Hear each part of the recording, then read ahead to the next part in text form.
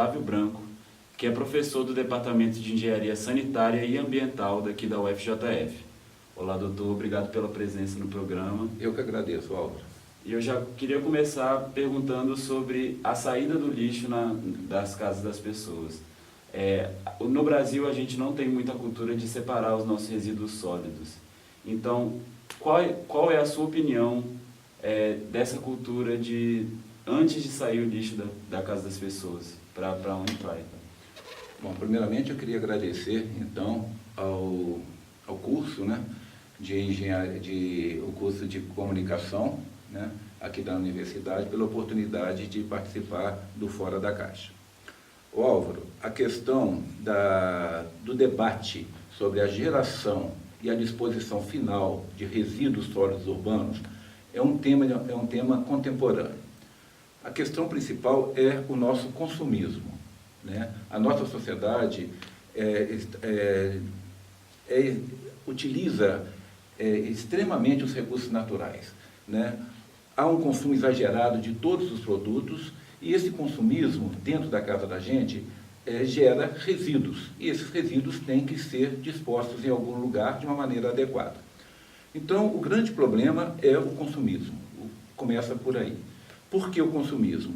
Porque o consumismo, ele reflete nos recursos naturais, uma vez que toda vez que nós vamos ao mercado, às lojas, comprar um novo produto, dentro desse novo produto tem recurso natural que saiu da natureza, né?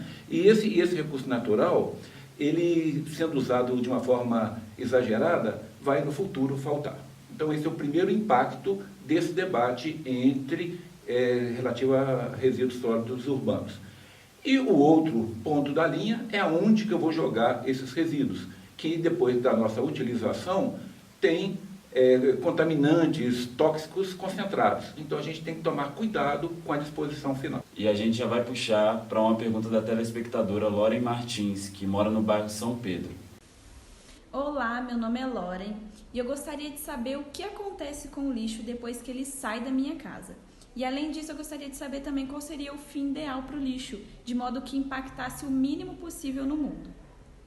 Bom, com relação a essa questão levantada pela ouvinte, né, os resíduos que são gerados na nossa casa, né, eles, depois que nós, teoricamente, segregamos na origem, dentro da nossa casa, fazemos a segregação entre o lixo úmido e o lixo seco, o resíduo úmido e o resíduo seco, ele vai ser coletado pelo DENLUB aqui em Juiz de Fora, que é o órgão municipal responsável pela coleta e disposição final dos resíduos em Juiz de Fora. Esse resíduo, então, vai para um aterro sanitário. Aqui em Juiz de Fora nós temos um aterro sanitário, né, devidamente projetado para receber estes resíduos. Um problema associado, Loren, a essa questão é que nós devemos fazer uma coleta seletiva dentro da nossa casa, de tal maneira que a gente reduza o volume desse resíduo que é levado para os aterros. Do contrário, se a gente consome cada vez mais produtos e o nosso lixo cada vez aumenta, não vai ter local suficiente para fazer disposição de tanto lixo assim. Então, nós temos que fazer uma coleta seletiva e fazer a reutilização e a reciclagem de parte desses resíduos. E sobre o descarte nos aterros, em 2014 foi aprovada uma nova legislação, né, que agora os lixões a céu aberto eles não deveriam mais estar funcionando. Só que esse problema ainda persiste, né, no Brasil, sendo que 60% dos municípios ainda estão com os lixões a céu aberto. E a partir disso surge o problema dos trabalhadores, dos coletores de lixo. Nessa legislação, qual seria uma boa forma da transição dos trabalhadores da coleta de lixo para esse novo formato da legislação? A Política Nacional de Resíduos Sólidos, né, de 2010, ela estabelece uma série de procedimentos para mitigar, para reduzir todos esses impactos ambientais que advêm da geração de resíduos sólidos urbanos, né? Quando a gente não faz um gerenciamento adequado na nossa casa, né, e jogamos esses resíduos próximos à nossa casa sem nenhum cuidado, nós estamos levando para perto da nossa casa fontes potenciais de contaminação, de poluição, que vai atrair roedores e tudo mais, né? Quando esses resíduos vão para um aterro, né, sanitário, eles vão ser dispostos de uma maneira adequada. Mas, como você disse, Álvaro, no passado e até recentemente, muitos municípios ainda não têm um local adequado, um aterro sanitário para a disposição. E dispõe esses resíduos de uma maneira inadequada, em solos, em locais sem nenhuma impermeabilização, sem nenhum controle, trazendo grandes prejuízos para a população e para a saúde da população, para a população e para o meio ambiente. No tocante a isso, Álvaro, o que chama a atenção é que esses aterros sanitários são recentes, né? Nós temos um passivo ambiental de que todas as cidades brasileiras, no passado, não tinham aterros, e eles jogavam todos os seus resíduos em lixões, né? Então, hoje nós temos lixões desativados pelo Brasil afora, né? Que constituem um passivo ambiental, uma fonte de contaminação ambiental que precisam ser estudados, né?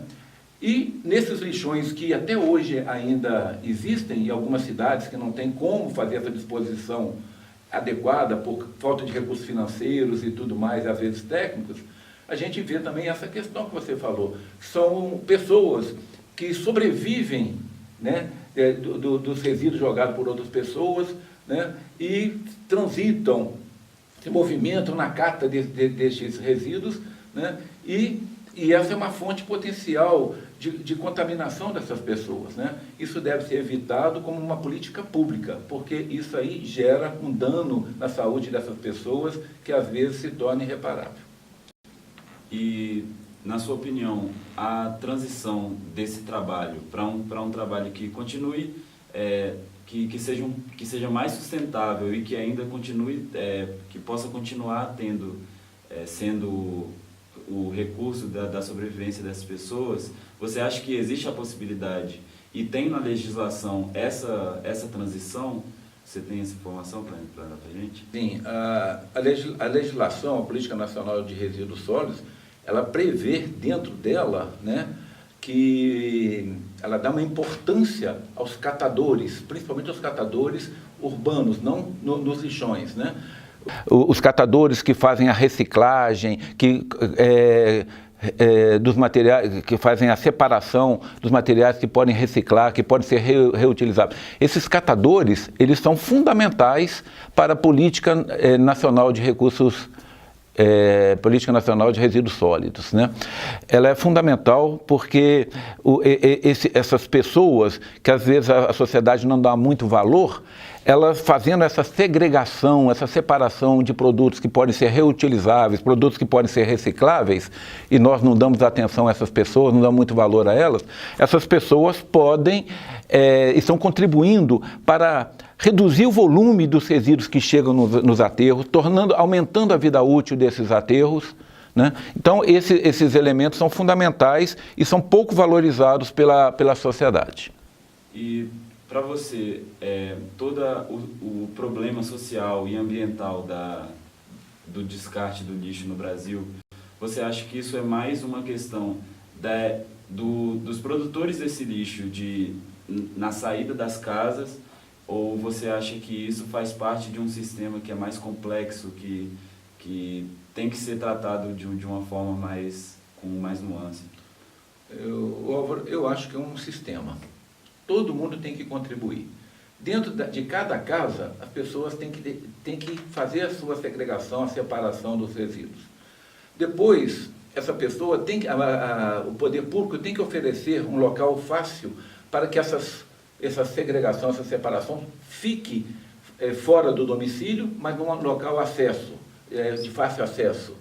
Em seguida, o poder público também tem que dar um jeito de recolher esses resíduos que foram segregados e separar, dando destinos diferentes para cada um desses resíduos, que é a chamada coleta seletiva, que existe em Juiz de Fora, em vários bairros já, mas que precisa ser incentivada, né?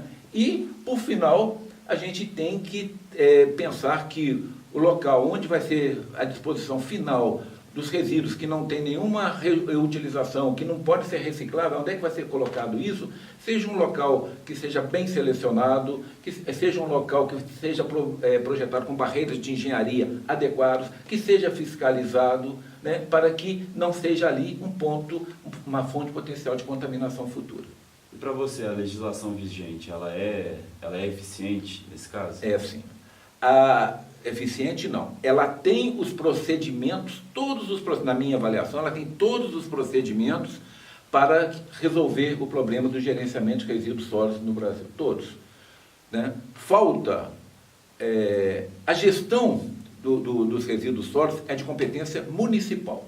Então, a solução geral desse problema vai passar pela competência, pela realidade de cada município.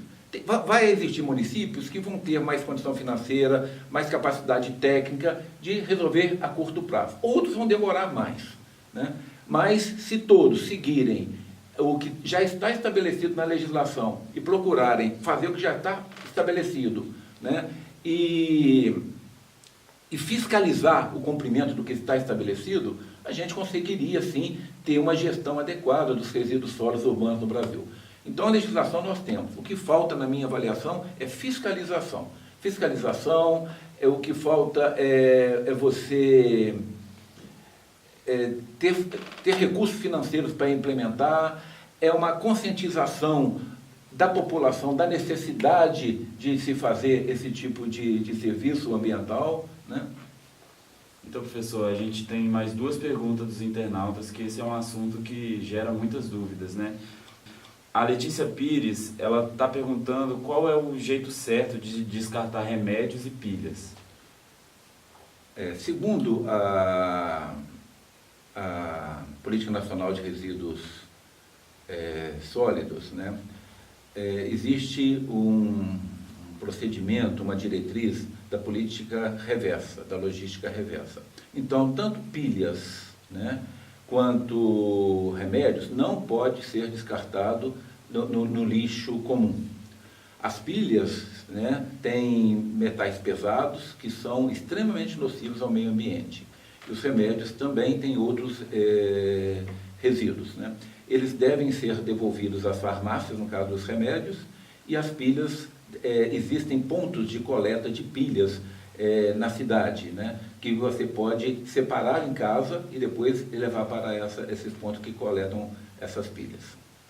A gente tem mais uma pergunta do internauta. O Pedro Henrique Lobão, ele está perguntando se existe alguém ou alguma coleta seletiva aqui em Juiz de Fora, porque ele diz que ele separa o lixo dele, mas nem sempre os coletores eles veem isso e separam de uma forma correta.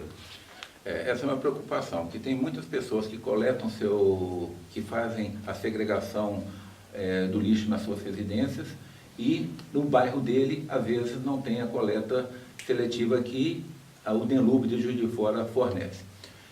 Se no bairro dele tiver essa coleta, então ele entra no site do DENLUB e vai ver qual é o dia que o bairro dele é atendido por coleta seletiva. E nesse dia vai passar um caminhão recolhendo esses resíduos que foram seletivamente segregados, né? Mas dentro da pergunta dele, tem a questão de que às vezes a pessoa faz em casa uma segregação e coloca na rua para que alguém, alguma pessoa, né, interessada lá, vá lá e utilize. E às vezes essas pessoas não passam e acabam deixando a rua mais suja ainda, propensa à contaminação, à poluição e tudo mais. Então, o ideal é que ele faça em casa e que depois ele leve, se não tiver se o bairro dele não for atendido pela coleta seletiva municipal, que ele leve para uma entidade que faça essa reutilização, que colete esse material que ele segregou. Então, estamos encerrando agora a entrevista com o professor Otávio Branco. Muito obrigado, professor, pela participação e nos acompanhe nas redes sociais. Falou!